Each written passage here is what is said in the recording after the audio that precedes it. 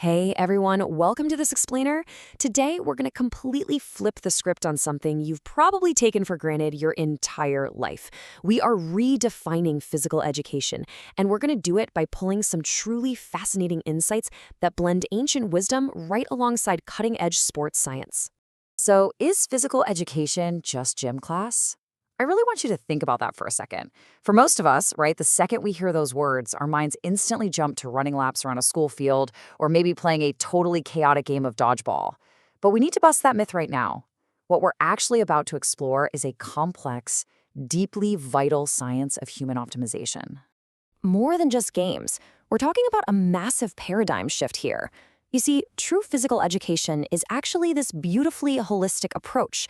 It's meticulously designed to nurture your body, your mind, and your spirit, all at the exact same time. It's really about achieving total well-being, not just, memorizing the rules of a sport or trying to win a weekend match.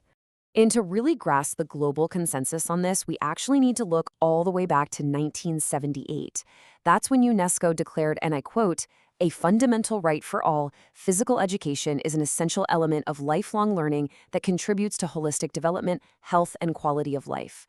I mean, just think about the sheer weight of those words. It completely elevates the whole subject. It's not just some secondary hobby, it's literally recognized globally as a fundamental human right that you need for your entire lifespan. And you know what's cool? This global view perfectly aligns with our modern educational standards today. The 2023 National Curriculum Framework clearly points out that physical education promotes mind-body wellness. So it's not just about sweating, it's about learning through your body. It actively builds up core life values, things like discipline, teamwork, perseverance, and emotional balance. Ultimately, it's about shaping a socially responsible, emotionally regulated human being. Ancient wisdom, modern science. We honestly tend to fall into this trap of thinking that this whole holistic mind-body integration thing is some brand new scientific breakthrough, right? Like something invented by modern sports psychologists. But check this out. Take the Charaka Samhita. It's a foundational ancient Indian text of Ayurveda from way back in the 1st or 2nd century CE. It explicitly states that physical exercise promotes a sense of lightness, enhances work capacity, improves stability, and actually boosts immunity against illnesses. That means over 2 millennia ago, scholars already brilliantly understood the systemic, whole-body benefits of movement. Pretty amazing. And building right on that incredible history, we have the Sushruta Samhita, dating from the 3rd to 6th century CE. It highlights a concept that feels incredibly modern. It instructs that exercise should be moderate and done only up to half of one's capacity. Think about that. This shows a highly scientific understanding of fatigue, recovery, and the absolutely critical need for balance between activity and rest. They knew even back then that overtraining was totally counterproductive. Okay, let's take a quick, fun little historical detour just to keep things moving. Did you know this piece of trivia? The globally loved sport of badminton actually has a very specific origin story.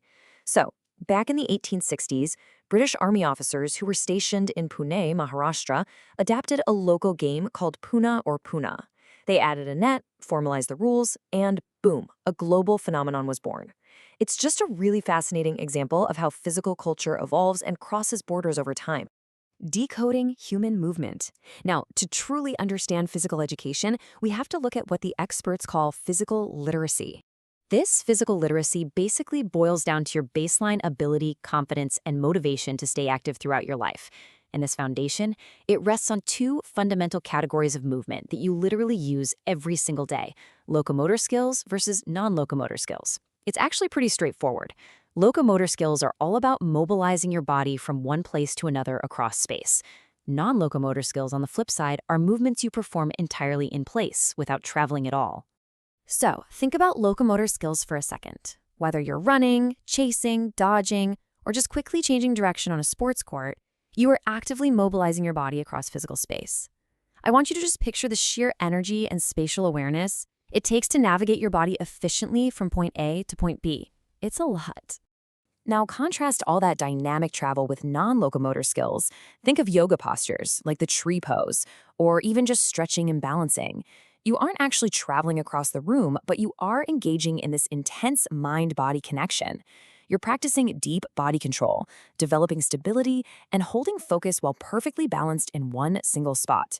And let me tell you, both of these skill sets are absolutely vital to your overall health.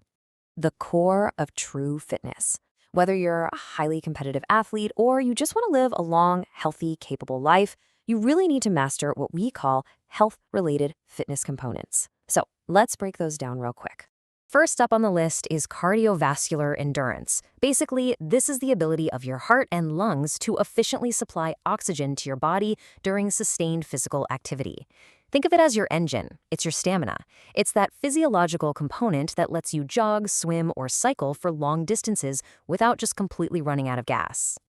Next up is muscular endurance. That's the ability of your muscles to work for a long period without getting tired.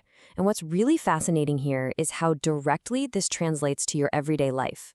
Like, sure, yes, it helps you do repeated sit-ups or hold a tricky yoga pose for 20 seconds, but it's also exactly what gives you the core strength to maintain a healthy posture while you're just sitting at your desk all day. Then we have flexibility, which is the ability of your joints to move through a full range of motion. Now, if you're flexible, you can bend, stretch, and turn without difficulty. And this isn't just a requirement for dancers or Olympic gymnasts. It is absolutely crucial for your everyday mobility. In fact, it's one of the single most important factors in preventing painful injuries as we just go about our normal lives. The final health-related component here is body composition. Simply put, this is the proportion of fat, muscle, and bone in your body. So the crucial takeaway here is that maintaining a healthy body composition through a balanced diet and regular activity, it's really not about aesthetics. It is scientifically necessary to prevent lifestyle diseases and to support much better, way more efficient physical movement overall. Careers beyond the field. Once you really start to grasp the deep science and the psychology behind physical education, you quickly realize there is a massive global ecosystem built entirely around it. We honestly need to completely dispel this myth that studying physical education only leads to being a player out on a field somewhere.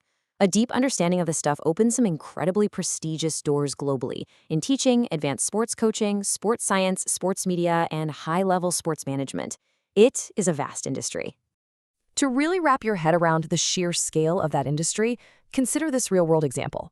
Before a FIFA World Cup, the Swedish national football team spent 21 solid months building up their back-end support staff. They brought on performance analysts, medical practitioners, physiotherapists, fitness and strength coaches, mental performance specialists, and logistics coordinators. Dozens of highly specialized non-athlete professionals are required to strategize, monitor recovery, and just support a single international sports team. It's mind-blowing. Well, we have covered a whole lot of ground today in this explainer, from ancient Ayurvedic texts all the way up to modern World Cup logistics. But as we know, learning is really only as good as its application. So I'm going to leave you with this question. How will you design your one-week fitness plan? I challenge you to take the components we just discussed, your cardiovascular endurance, muscular endurance, flexibility, and body composition, and actually apply them to your own life this week. Thanks so much for hanging out with me, and I'll catch you in the next explainer.